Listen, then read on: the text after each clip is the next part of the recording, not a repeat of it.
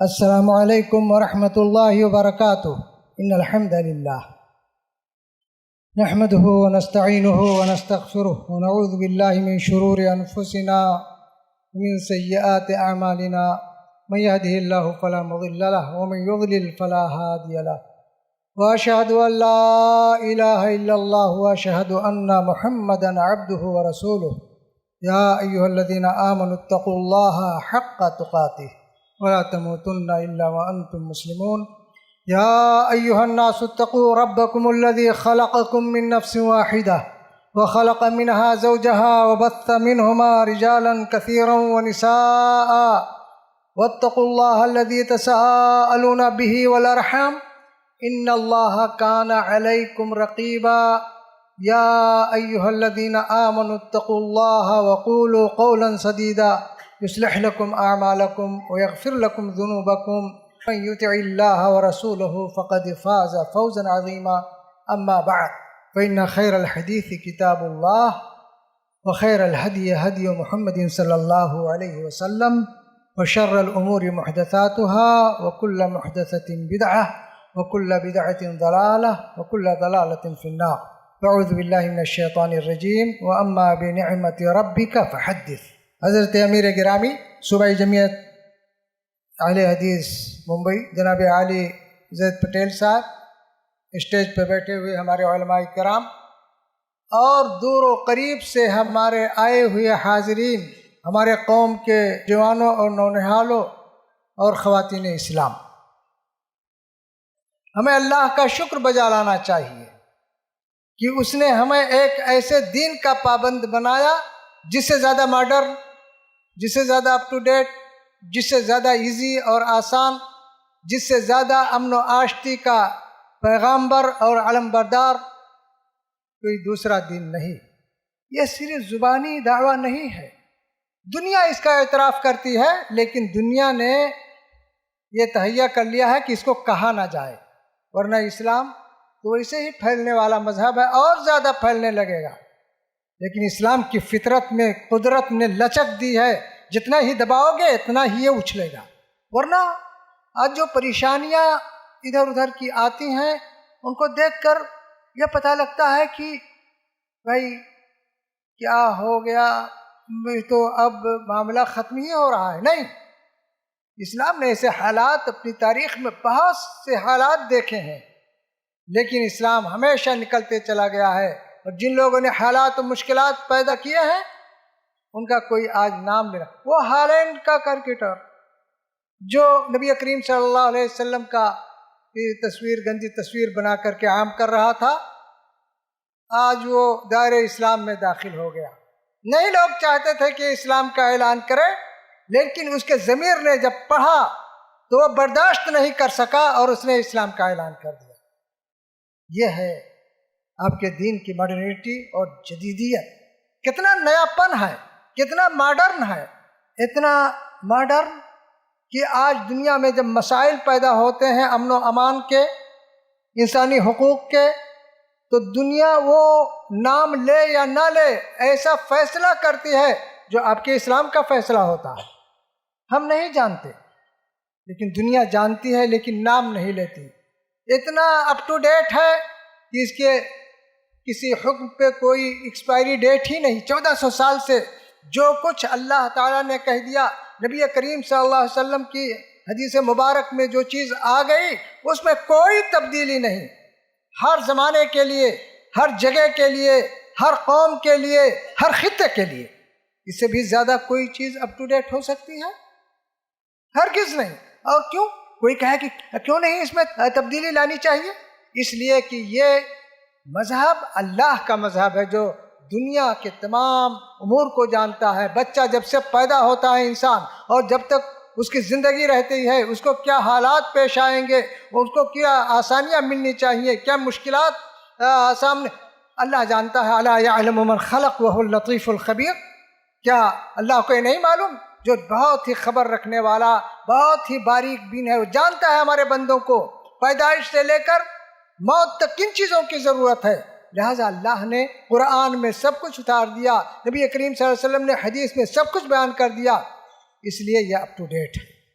امن و آشتی اور حقوق کی ذمہ داریاں اسلام نے کتاب و سنت کے ذریعے جس طرح سے عام کی ہیں اس کی کوئی مثال کسی اور دوسرے مذہب میں نہیں ملتی۔ میرے بھائیوں، یہ ہمارا مذہب ہے۔ آج کوئی بھی کام ہو، ابھی بیان کیا جا رہا تھا کہ لوگ کتنے باولے ہیں، کتنے بیوقوف ہیں کہ مسجدوں میں گولیاں چلا دیتے ہیں۔ کیا ایک مسجد میں امن و آشتی کو بھنگ کر کے مسلمانوں کے جمعہ کو ختم کر دیا جائے گا؟ ہرگز نہیں، ایسا نہیں ہوگا، ایسا نہیں ہو سکتا۔ لیکن لوگ اپنے دل کی بھڑاس مٹانے کے لیے کہ یہاں پر اسلام کیوں پھیل رہا ہے، یہاں پر کیوں توحید و سنت کی آواز بلند ہو رہی ہے، یہ تو کوئی ان سے پوچھے جو لوگ اسلام کو مان رہے ہیں، اس میں ہماری کیا غلطی ہے؟ اگر لوگ آپ کو دیکھ کر آپ کے مذہب کی تعلیمات کو قبول کر رہے ہیں کیونکہ اس میں حقوق کی رعایت کی گئی ہے، جیسے کہ ابھی اب آپ حقوق پہ تقریریں سن رہے تھے، تو اس میں ہمارے اسلام کی کیا غلطی ہے؟ اگر لوگ اس مذہب کو بہتر مذہب سمجھ کر اسے مان رہے ہیں تو اس میں اسلام کیا غلطی ہے؟ تو آپ اپنے آپ کو ٹٹولیں۔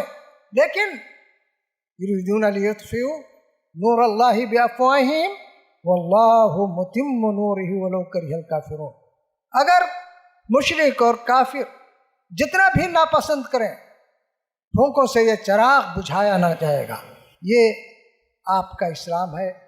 ہم نے جو خطبہ تلاوت کیا، آپ مسجدوں میں، خاص طور پہ اپنی مسجدوں میں سنتے ہوں گے کہ امام صاحب سنت کا یہ خطبہ پڑھتے ہیں۔ سنت کا یہ خطبہ کیا ہے؟ اس کا معنی کہ نبی کریم صلی اللہ علیہ وسلم جمعے کے خطبے میں بھی اس کو پڑھتے تھے، نکاح کا خطبہ دیتے تھے، نکاح پڑھاتے تھے تب بھی اس کے خطبے کو پڑھتے تھے، کوئی اور واعظ و نصیحت کی بات ہوتی تھی اس میں بھی یہ خطبہ پڑھتے تھے۔ اس میں تقویٰ پرہیز، تینوں آیتوں میں تقویٰ پرہیزگاری کا درس دیا گیا ہے، اللہ سے ڈرنے کی بات کہی گئی ہے، اور پھر یہ بھی بتایا گیا کہ مسلمان بن کر کے جیو اور مسلمان بن کر کے مرو۔ یہ بھی بتایا گیا کہ اللہ تعالیٰ نے سب کو ایک جان سے دو جان سے پورے جہان کو پیدا کر دیا اور پھر پوری دنیا کو مردوں اور عورتوں سے بھر دیا۔ اس میں یہی بتایا گیا یا ایھا الذین آمنوا اتقوا اللہ وقولوا قولا سدیدا، اے لوگو اللہ سے ڈرو اور سیدھی بات کرو، سیدھی بات کرو۔ صحیح بات اور سیدھی بات میں کیا فرق ہے؟ صحیح بات اور سیدھی بات میں ایک معمولی مثال کے ذریعے سے آپ فرق سمجھ لیجئے۔ ہر صحیح بات سیدھی نہیں ہوتی، لیکن ہر سیدھی بات صحیح ضرور ہوتی ہے۔ کہ یہ کیسے؟ جیسے آپ ایک چھوٹے سے بچے سے پوچھیں کہ تمہارے والد کا کیا نام ہے، تمہارے باپ کا کیا نام ہے، تو سیدھی سی بات ہے، اس میں کوئی ایش پیچ اور کوئی پیچیدگی نہیں ہے، کیونکہ وہ بچہ سمجھ جائے گا اور نام بتا دے گا۔ یہ بات صحیح بھی ہے اور سیدھی بھی ہے۔ لیکن اسی بچے سے آپ پوچھیں تمہاری ماں کے شوہر کا کیا نام ہے، تو بات تو صحیح ہے لیکن سیدھی نہیں ہے۔ بات تو صحیح ہے لیکن سیدھی نہیں ہے۔ ہو سکتا ہے اس صحیح بات پہ بھی وہ بچہ ایک پتھر اٹھا کر کے آپ کا سر توڑ دے۔ اللہ تعالیٰ نے ہی کہا کہ یا ایھا الذین آمنوا اتقوا اللہ وقولوا قولا سدیدا، سیدھی بات کرو، سیدھا سدد الرمی، حدیث میں کہ بہت سیدھا کر کے نشانہ لگایا۔ یا ایھا الذین آمنوا اتقوا اللہ وقولوا قولا سدیدا یصلح لکم اعمالکم۔ اس کا فائدہ کیا ہوگا؟ اللہ تعالیٰ تمہارے تمام کاموں کو درست کر دے گا، چاہے دنیا کے کام ہوں یا آخرت کے کام ہوں۔ سچی اللہ کے تقوی پرہیزگاری اور سچی بات کے ذریعے سے تمہارے کام درست ہو جائیں گے۔ کیا دنیا کا سب سے بڑا آدمی اور سب سے چھوٹا آدمی، کیا اس کو اس کے علاوہ کوئی چیز درکار ہوگی کہ اس کے تمام کام درست ہو جائیں؟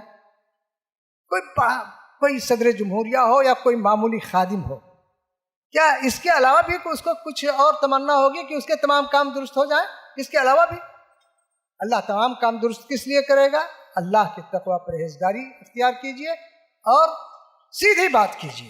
اور اس کی بنیاد کیا ہوگی؟ یہ بنیاد، یہ فضیلت آپ کو حاصل کیسے ہوگی؟ وَمَن یُطِعِ اللَّهَ وَرَسُولَهُ فَقَدْ فَازَ فَوْزًا عَظِیمًا۔ جو اللہ اور رسول کی اطاعت اور پیروی کرے گا اسے یہ عظیم کامیابی، یہ بڑی کامیابی حاصل ہوگی۔ بڑی کامیابی اللہ تعالیٰ کے ہاں اللہ کی رضامندی ہے، اور اس کا سب سے پہلا اور آخری ثمرہ جنت ہے۔ تو میرے بھائیوں، اللہ اور رسول کی اطاعت، یہی ہماری دعوت کا، یہی ہماری توحید کا، یہی ہماری سنت کا، یہی ہماری جماعت کا، یہی سلفیت کا، یہی اہل حدیث کا خلاصہ ہے۔ وَمَن يُطِعِ اللَّهَ وَرَسُولَهُ فَقَدْ فَازَ فَوْزًا عَظِيمًا۔ اس کے بعد نبی کریم صلی اللہ علیہ وسلم فرماتے تھے اما بعد فإن خیر الحدیث کتاب اللہ، بہترین بات اللہ کی کتاب ہے، بہترین کلام اللہ کی کتاب ہے۔ اما بعد فإن خیر الحدیث کتاب اللہ وخیر الہدی ہدی محمد صلی اللہ علیہ وسلم، اور بہترین رہنمائی نبی کریم صلی اللہ علیہ وسلم کی رہنمائی ہے، آپ کے گائیڈنس ہے۔ وَإِنَّ خَيْرَ الْحَدِيثِ كِتَابُ اللَّهِ وَخَيْرَ الْهَدْيِ هَدْيُ مُحَمَّدٍ صلی اللہ علیہ وسلم وَشَرَّ الْأُمُورِ مُحْدَثَاتُهَا، کاموں میں بدترین کام، نئے نئے کام جو نکال لیے جائیں دین کے نام پر، وَكُلَّ مُحْدَثَةٍ بِدْعَةٍ، اور ہر نیا کام کا نام بدعت ہے، وَكُلُّ بِدْعَةٍ ضَلَالَةٍ، اور ہر بدعت، ہر نئی چیز گمراہی ہے، کل ضلالۃ فی النار، اور ہر گمراہی جہنم میں لے جانے والی ہے۔ یہ نبی کریم صلی اللہ علیہ وسلم، نبی کریم صلی اللہ علیہ وسلم ہر خطبے میں یہ نہیں کہا کرتے تھے کہ روزہ رکھو، نماز پڑھو، حج کرو، زکوٰۃ دو، لیکن یہ ضرور کہا کرتے تھے کہ بہترین کلام اللہ کا کلام، بہترین رہنمائی نبی کریم صلی اللہ علیہ وسلم کی رہنمائی، اور بدترین بات بدعت اور نئی چیز۔ یہ کیوں کہا کرتے تھے؟ کیونکہ یہی ہمارا منہج ہے، یہی ہمارا طریقہ کار ہے جسے کبھی بھلایا نہیں جا سکتا، اور اسٹیج کی انشاءاللہ یہی خصوصیت ہے اور ہونی چاہیے۔ ورنہ پھر اگر ہم قرآن کو پڑھیں اس پہ عمل نہ کریں، حدیث کو پڑھیں اس پہ عمل نہ کریں، تو ہمیں کیا دعویٰ ہے لا الہ الا اللہ محمد الرسول اللہ کا؟ کیا ہمارے اوپر دعویٰ ہے؟ آج میں کہہ رہا ہوں کہ پوری دنیا میں، بلکہ ہمارے یہاں ہمارے ملک کے تمام دینی مدارس میں جہاں پر فراغت تک کی تعلیم ہوتی ہے وہاں پر ختم بخاری منایا جاتا ہے۔ چھوٹے کسی بھی مسلک کا مدرسہ ہو وہاں پر ختم بخاری منایا جاتا ہے، جس کو کوئی جشن بخاری بھی کہتا ہے، اور بچوں کی دستار بندی ہوتی ہے، ان کو سندیں دی جاتی ہیں۔ دنیا کا کوئی شیخ الحدیث، کوئی محدث، کوئی بڑا عالم، اسے بڑا عالم بننے اور اپنے آپ کو عالم کہلانے کا حق اس کو نہیں مل سکتا جب تک وہ بخاری نہ پڑھے ہو۔ میرے بھائی کیوں؟ لیکن بخاری کی فضیلت یہ ہے کہ لوگوں کو شیخ الحدیث تو بنا دیتی ہے، لیکن اس شیخ الحدیث کو زندگی بھر یہ توفیق نہیں ہوتی کہ اس پہ عمل کر لے۔ بات بہت آسان سی ہے کہ زندگی بھر انسان 40 سال 50 سال بخاری پڑھائے اور شیخ الحدیثیت کا سرٹیفکیٹ لے کر کے گھومے، لیکن اس پہ عمل نہ کرے، تو اس بخاری کا کیا فائدہ جس کا جشن منایا جا رہا ہے، جسے ختم کیا جا رہا ہے، اور جس کے لیے دستار بندی ہو رہی ہے۔ میرے بھائیوں، یہ بات ہو سکتا ہے تلخ ہو، لیکن یہ حقیقت ہے، ہمیں اسے بدلنے کی ضرورت ہے، ورنہ اگر ہم ایسے چلتے رہیں گے تو پھر اس کا کیا فائدہ؟ وَمَن يُطِعِ اللَّهَ وَرَسُولَهُ کا فائدہ کیا ہے؟ پھر نبی کریم صلی اللہ علیہ وسلم کے مقام و مرتبے کا فائدہ کیا ہوگا؟ فَلَا رَبِّكَ لَا يُؤْمِنُونَ حَتَّى يُحَكِّمُوكَ فِي مَا شَجَرَ بَيْنَهُمْ ثُمَّ لَا يَجِدُوا فِي أَنفُسِهِمْ حَرَجًا مِّمَّا قَضَيْتَ وَيُسَلِّمُوا تَسْلِيمًا۔ قسم ہے تیرے رب کی، اللہ تعالیٰ نبی کریم صلی اللہ علیہ وسلم کے مقام و مرتبہ اور آپ کے پوزیشن کو بیان کر رہا ہے۔ قسم ہے تیرے رب کی، وہ لوگ مومن نہیں ہو سکتے جو آپ کو اپنے مختلف فی مسائل ڈسپیوٹس کیسز میں آپ کو اپنا حکم اور جج نہ مان لیں۔ فَلَا وَرَبِّكَ لَا يُؤْمِنُونَ حَتَّى يُحَكِّمُوكَ فِي مَا شَجَرَ بَيْنَهُمْ ثُمَّ لَا يَجِدُوا فِي أَنفُسِهِمْ حَرَجًا مِّمَّا قَضَيْتَ۔ یہ نہیں کہ آپ کو کہا حق میں مان لیتے ہیں، چلیے حدیث آ گئی تو نہیں، ایسا مانے کہ دل میں کوئی تنگی بھی محسوس نہ کریں، بادل ناخواستہ نہیں، پورے دل و دماغ کی حاضری کے ساتھ مان لیں وہ فیصلہ، وہ یسلموا تسلیما، اور صلح تسلیم خم کر دیں۔ یہ نبی کریم صلی اللہ علیہ وسلم کا مقام ہے۔ ہمیں کسی ایک چیز کو بچانے کے لیے ہم قرآن کے معنی کو بدل دیں، حدیث کے مفہوم میں بدل دے، یہ اسلام پسندی نہیں، بلکہ اللہ کے حکم کے مطابق فَلَا وَرَبِّكَ لَا يُؤْمِنُونَ، قسم ہے تیرے رب کی، وہ مومن نہیں ہو سکتے۔ یہ نبی کریم صلی اللہ علیہ وسلم کی پوزیشن، یہ نبی کریم صلی اللہ علیہ وسلم کا مقام اور مرتبہ ہے۔ میرے بھائیوں، اسلام امن و آشتی کا پیغامبر ہے۔ پوری تاریخ میں آپ دیکھیں کہ نبی کریم صلی اللہ علیہ وسلم سے زیادہ ظلم کسی پہ ہوا؟ آپ نے اعلان کیا لا الہ الا اللہ کہو، جنت میں داخل ہو، اور عرب و عجم پہ قبضہ تمہارا ہو جائے گا۔ اس میں کون سا گناہ کا کام تھا؟ پورا ماحول آپ کے مخالف ہو گیا۔ آپ یہی دعوت دینے کے لیے مکے سے نکل کر کے طائف جاتے ہیں، آپ کو لہو لہان کر دیا جاتا ہے۔ آپ مکے میں آپ کے ساتھیوں کو کتنی تکلیفیں پہنچائی جاتی ہیں، یہ ظلم ہو رہا ہے، یہ امن و آشتی کو بھنگ کیا جا رہا ہے۔ نبی کریم صلی اللہ علیہ وسلم کے زمانے میں جتنے غزوات اور جنگیں ہوئیں، ان میں کل دونوں طرف کے لوگوں کو اگر ملا دیا جائے تو 11 سے لے کر 17 سے لوگوں کی شہادت یا قتل ہوا ہے۔ آج چھوٹے چھوٹے معاملات میں سینکڑوں لوگ مار دیے جاتے ہیں، لیکن اور اسلام سلامتی سے ہے ہی کہ امن و آشتی کی چیز ہے، اللہ کے سامنے جھک جانے کی چیز ہے، اور امن و سلامتی کا پیغامبر اور علم بردار ہے، لیکن یہ ہوا دہشت گرد، اور جو آج سب کچھ کر رہے ہیں وہ ہوئے سب سے بڑے امن و امان کے پیغامبر۔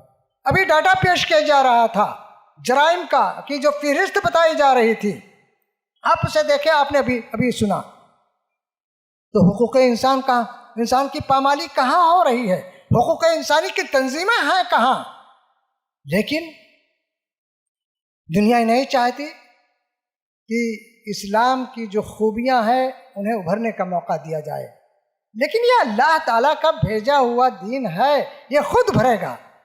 وہ بڑے بڑے لوگ جنہوں نے اسلام پہ اعتراض کرنے کے لیے اپنی کتابیں لکھنی شروع کی، جنہوں نے اسلام کو ٹارگٹ بنایا کہ ہم اس کا پول کھول کر کے رکھ دیں گے، جتنے لوگوں نے یہ کیا، چند لوگوں کو چھوڑ کر کے میری معلومات کے مطابق سب لوگ آج اسلام لا کر کے اسلام کے دائرے میں آئے، اور انہوں نے اسلام کی خوبیوں کے بارے میں لکھا۔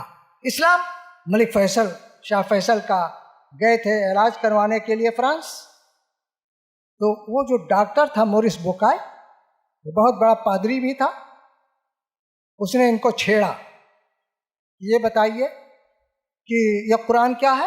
وہ تو شیخ محمد بن عبد الوہاب کے نانیال ان کا تھا، وہ ان کو یہ یاد تھی کہ یہ قرآن اللہ کی کتاب ہے، جبریل کے ذریعے نبی کریم صلی اللہ علیہ وسلم پہ نازل ہوئی، اور یہ اللہ کی کتاب ہے۔ وہ کہتا ہے کہ اچھا یہ بتائیے کہ یہ محمد کی کتاب کیوں نہیں ہو سکتی صلی اللہ علیہ وسلم؟ وہ ٹیک لگا کر بیٹھے ہوئے تھے، بیٹھ گئے۔ کہ میں سمجھتا تھا کہ آپ اتنے بڑے ڈاکٹر ہیں، آپ کو اتنی عقل اور تمیز ہوگی، آپ نے کیوں ایسا کہا؟ آپ نے قرآن کا ڈائریکٹ مطالعہ کیا ہے؟ کہا نہیں، قرآن کا میں نے مطالعہ نہیں کیا ہے۔ تو کہا آپ کو کیا حق ہے کہ ترجمہ پڑھ کر کے، ٹرانسلیشن پڑھ کر کے اور اسلام پہ اعتراض کرنے لگے اور قرآن پہ اعتراض کرنے لگے؟ چونکا دیا ہے۔ تو کہا کیسے ہم کریں؟ کہا آپ عربی سیکھیے اور خود عربی ٹیکسٹ کو، اس کے نص کو خود پڑھیے اور خود ٹرانسلیشن کیجیے، اس وقت دیکھیے کہ کیا ہوتا ہے۔ اگر ٹرانسلیٹر غلطی کر رہا ہے، آپ ٹرانسلیٹر پڑھ کر کے بہت بڑے عالم ہو گئے، آپ اسلام پہ اور قرآن پہ ہمارے اعتراض کریں گے؟ ایسا چوکا دیا کہ سربون یونیورسٹی کے ایک ٹیوٹر کو رکھ کر کے اس نے 2 سال 2.5 سال تک مسلسل تعلیم حاصل کی عربی کی، اور جب قرآن کو اصلی ٹیکسٹ میں پڑھا تو اس نے اسلام کا اعلان کر دیا، اور اس نے اپنی ایک کتاب لکھی، old Testament, new Testament, Quran and science, اور اس میں ان تمام چیزوں کو بیان کرنے کی کوشش کی، خاص طور پہ قرآن کو روشنی میں، کہ قرآن میں 1400 سال پہلے جس امی جن کو لکھنا پڑھنا نہیں آتا تھا، اس کے نبی اسلام کے، انہوں نے ایسی بات، اس میں قرآن میں ایسی باتیں ہیں کہ اس زمانے کا کوئی آدمی نہیں کہہ سکتا۔ ہم آج اتنی تحقیقات کے بعد وہاں تک پہنچ رہے ہیں اور نہیں پہنچ پا رہے ہیں، یہ اس زمانے کے آدمی کی بات نہیں ہو سکتی۔ تو کوئی بھی پڑھا لکھا آدمی جب مطالعہ کرتا ہے تو یہاں تک پہنچتا ہے۔ اسلام آپ دیکھیں نبی کریم صلی اللہ علیہ وسلم کے زمانے میں کتنی تکلیفیں اٹھائی گئی، اس کو کوئی نہیں چھیڑتا، آپ کے زمانے میں جتنی جنگیں ہوئی اس میں مارے جانے والوں کی تعداد دونوں طرف سے کتنی ہے؟ اور قیدی صرف 6 یا 2 قیدیوں کو پوری تاریخ میں قتل کیا گیا ہے، جنہیں چھوڑ دیا گیا تھا اور پھر واپس آئے، پھر وہی کام کر رہے تھے، پکڑے گئے اس وقت امن و آشتی کا یہ۔ اور یہاں آپ جنگ عظیم کی اول، first world war, second world war, جنگ عظیم اول اور ثانی کو دیکھیں، کروڑوں لوگ مارے گئے ہیں۔ ہمارے ہندوستان کے شہری جو انگریزوں کی طرف سے لڑنے کے لیے گئے تھے، کتنے ہزاروں کے 65,000 تعداد بتائی جا رہی مارے گئے ہیں، اس کا کوئی ذکر نہیں۔ ناگاساکی پہ جو بمباری ہوئی جس کے اثرات آج تک زائل نہیں ہو رہے ہیں، لیکن وہ حقوق انسانی کے علم بردار، اور جو علم بردار ہے وہ دہشت گرد۔ میرے بھائیوں اور بزرگوں، ہمیں اس سے اور زیادہ ہمت ملتی ہے کہ ہمارا مسلک، ہمارا مذہب کتنا صحیح ہے، اللہ تعالیٰ نے کیسی کیسی چیزوں کی طرف ہدایت کی ہے، نبی کریم صلی اللہ علیہ وسلم نے کیسی کیسی چیزیں ہم کو بتائی ہیں، اور پھر اتفاق و اتحاد کا جو درس دیا ہے۔ ایک ہی صف میں کھڑے ہو گئے محمود و ایاز، نہ کوئی بندہ رہا اور نہ کوئی بندہ نواز۔ یہاں پر باپ بیٹے کے ساتھ بیٹھ کر کے کھانا نہیں کھا سکتا، لیکن ہمارے دسترخوان پہ کوئی بھی آ کر کے بیٹھ کر کے کھانا کھا سکتا ہے۔ وہاں پر کوئی کتھا سننے سنانے والا ہو، اس کا ایک قبیلہ ہوتا ہے۔ ہمارے یہاں جس کو اللہ تعالیٰ نے قرآن کا حافظ بنایا ہے، وہ چاہے جس خاندان کا ہو، جس زبان کا، جس علاقے کا ہو، اس کو 10 آدمی کہیں گے کہ مولانا آپ نماز پڑھائیے۔ یہ صلح و صفائی ہے، یہ حقوق انسان کی پابندی ہے۔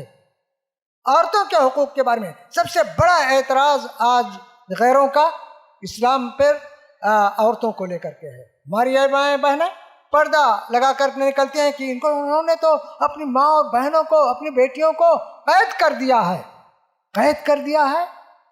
اور ہماری مائیں بہنیں بھی کچھ یہ سمجھتی ہیں کہ شاید ہم پہ پابندی نہیں۔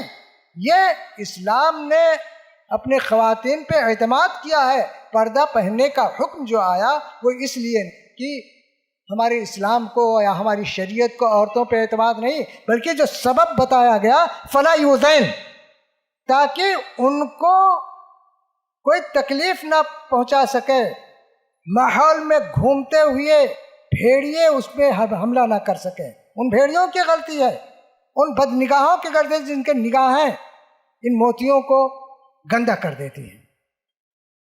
لہذا ہمیں ان تمام چیزوں کا خیال کرنا چاہیے۔ رہ گئی بات اتفاق و اتحاد کی، تو ہمارے ملک میں مذاہب کا جس قدر وجود ہے شاید کسی بھی ملک میں ہو۔ زبان آپ بینک نوٹ پہ دیکھیں، 15 زبانیں لکھی ہوئی ہیں، ہر علاقے کی زبان ہے۔ باہر کے لوگوں کو دکھائیے تو ان کو تعجب ہوتا ہے کہ اتنی زبانیں اور سب ایک ساتھ ہیں۔ یہ اللہ کا شکر ادا کرنا چاہیے، لیکن اس زبانوں کو بولنے والے، اتنی تہذیب و تمدن کو ماننے والے، اتنے مذاہب کے پیروکار سب ایک ساتھ رہ رہے ہیں۔ خیریت کا پردہ ایک بات پھر ہٹا دیں، بچھڑوں کو بھی منا دیں، نقشے دوئی مٹا دیں، سونی پڑی ہوئی ہے مدت سے دل کی بستی، آیک نیا شوالا اس دیش میں بنا دیں۔ ہاں، سب تیرتھوں سے بڑھ کر اونچا ہو اپنا تیرتھ، دیوارے آسماں سے اس کا کلش مٹا دیں۔ ہر صبح اٹھ کے گائیں منتر وہ میٹھے میٹھے، سارے پجاریوں کو میں پریت کی پلا دیں۔ شکتی بھی شانتی بھی بھکتوں کے گیت میں ہے، دھرتی کے باسیوں کی مکتی پریت میں ہے۔ یہ ہمارا پیغام ہے، یہ ہمارے ملک کا پیغام ہے۔ جب آزادی کے وقت جس قدر انگریزوں نے ظلم کیا 1857 کے انقلاب کی ناکامی کے بعد، اور سب سے پہلا نشانہ مسلمان رہے۔ کیوں؟ اس لیے کہ انہوں نے حکومت مسلمانوں سے سیزی تھی، اس لیے ان کو یہ ہمیشہ یہ فکر دامن گیر تھی کہ پھر یہ اگر جاگے اور اٹھے یہ پھر ہمارا مقابلہ کریں گے، اس لیے ان کو چن چن کر کے مارا گیا۔ جو بچ گئے، کتنے لوگ ہجرت کر گئے، مکہ مدینہ جا کر کے بس گئے۔ ہمارے ایک بزرگ عالم دین میاں سید نذیر حسین محدث دہلوی دہلی میں رہ گئے، اور ادھر گولہ باری ہو رہی ہے اور ایک مسجد میں بیٹھے بخاری پڑھا رہے ہیں، نہیں بھاگے، اور ان کے کئی ساتھیوں کے بہت مشہور آدمی تھے مفتی صدر الدین آزردہ، جو حکومت کے بڑے منصب پہ تھے، وہ پکڑ لیے گئے کیونکہ جہاد پہ فتح پہ دستخط کیا تھا، جہاد کا فتویٰ انگریزوں کے خلاف، اور پہلا دستخط انہیں میاں صاحب نے کیا۔ ان کے تمام مال و متاع ضبط کر لیے گئے، بڑے بڑے لوگوں کے۔ میاں صاحب کا کیا ضبط کرتے؟ 78 سال دہلی میں رہے، لیکن ان کا اپنا کرایہ کا مکان تھا، تو اس کا کیا ضبط کرتے؟ ضبط کرتے تو کیا کرتے؟ اور دیکھیے، جب انقلابیوں نے انقلاب شروع کیا، امن و آشتی کی ایک بات کہہ کر کے میں اپنی بات ختم کرتا ہوں۔ جب انقلابیوں نے کا غلبہ ہو گیا دہلی پر، تو انہوں نے بھی انگریزوں کو تکلیفیں پہنچائیں، اور ایک جگہ پر باڑا ہندو راؤ، ایک بہت مشہور محلہ ہے دلی میں، اور وہاں پر کچھ انگریزوں کو جمع کر کے کچھ لوگوں نے گولی چلا دی۔ اس میں سے ایک عورت زخمی ہو کر کے بھاگ کر کے نکلی، اور بہت بڑے وزیر خزانہ جو تھا اس وقت کا، اس کی بیوی تھی، اور 22 سال کی بھی عمر تھی اس کی، اور اس کا باپ بھی بہت بڑے عہدے پر تھا۔ اب وہ عورت بھاگ کر کے اس کو بلم مار دیا تھا، وہ بھاگ کر کے ایک جھاڑی میں جا کر کے پڑی کرا رہی تھی۔ میاں صاحب اپنے چند شاگردوں کے ساتھ نکل کر کے گئے تھے عصر کے بعد ٹالنے۔ اب اس کے پاس گئے تو اس نے ہاتھ جوڑ لیا کہ ہم کو نہ ماریے گا، آپ ہماری جان نہ لیجیے۔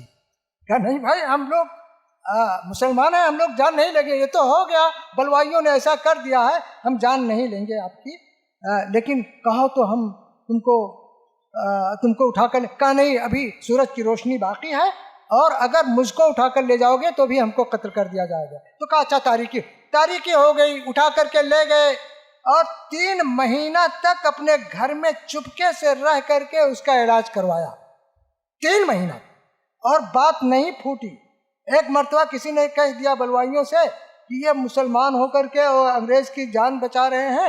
اب وہ لوگ گھر میں داخل ہوئے اور ہنگامہ کرتے ہوئے، لیکن اللہ کو منظور، وہ اوپلوں میں جو ایندھن ہوتا ہے گوبر کے ذریعے بناتے ہیں، اس کو وہ کر کے اس میں اس گرمی میں اس کو چھپا دیا، اور لوگ نکل گئے۔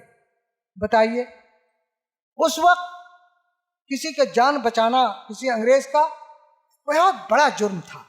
جن لوگوں نے ہم پہ ظلم کیا ہے، لیکن انہوں نے ہمارے یہاں جو عورت کا مقام ہے، بچوں کا مقام ہے، راہبوں یا کسی بھی مذہب کے جو عابد اور بزرگ لوگ ہیں، ان کو قتل نہ کیا جائے، چاہے جنگ ہو چاہے صلح ہو۔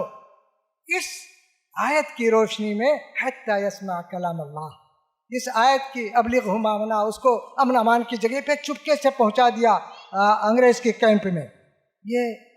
یہ امن و آشتی کا، جن کے شاگردوں نے توحید و سنت کا پیغام پورے ہندوستان میں پھیلایا۔ میں نہیں جانتا کہ اس علاقے میں ان کے کون شاگرد رہے ہوں گے، ہمارے مولانا عبدالسلام سلفی وغیرہ جانتے ہوں گے۔ بہرحال تو یہ آخری دور کی مثالیں ہیں۔ کوئی جس کے دل میں اللہ اور رسول پہ ایمان ہوگا، وہ کبھی کسی بچے کو، بے گناہ بچے کو، کسی عورت کو، کسی کو بغیر کسی حق کے کبھی قتل نہیں کر سکتا۔ اور جو مسلمان رکھ کر کے دہشت گردی کا کام کرتا ہے، اسے مسلمان کہلانے کا حق بھی نہیں ہونا چاہیے۔ اللہ سے دعا ہے کہ اللہ ہمیں اپنے مذہب پہ عمل کرنے کی توفیق عطا فرمائے، اور ہمارے مذہب نے جو امن و آشتی کا پیغام دیا ہے، حقوق انسانی کو برتنے کا جو ذمہ لیا ہے، اللہ تعالیٰ اسے ہمیں اپنے اندر سمو لینے کی توفیق عنایت پر گئے۔ سیر کی پھول چنے خوب پھرے شاد رہے، باغباں چلتے ہیں گلشن تیرا آباد رہے۔ پھر آپ لوگوں کا شکریہ، اللہ کے شکریہ کے بعد نبی کریم صلی اللہ علیہ وسلم کی حدیث گرامی ہے، جس بندے کے دل میں بندوں کے تئیں شکریہ کا جذبہ نہ ہو، وہ کما حق ہو اللہ کا شکر گزار بندہ نہیں ہو سکتا۔ اللہ کا شکر بجا لاتے ہیں۔ پھر آپ تمام لوگوں کا شکریہ کہ آپ آئے، اور حدیث نبی کریم صلی اللہ علیہ وسلم کی، من عاد مریضا او زار اخا له فی اللہ ناداہ مناد ان طبت وطاب منشاک وتبوأت فی الجنۃ منزلا۔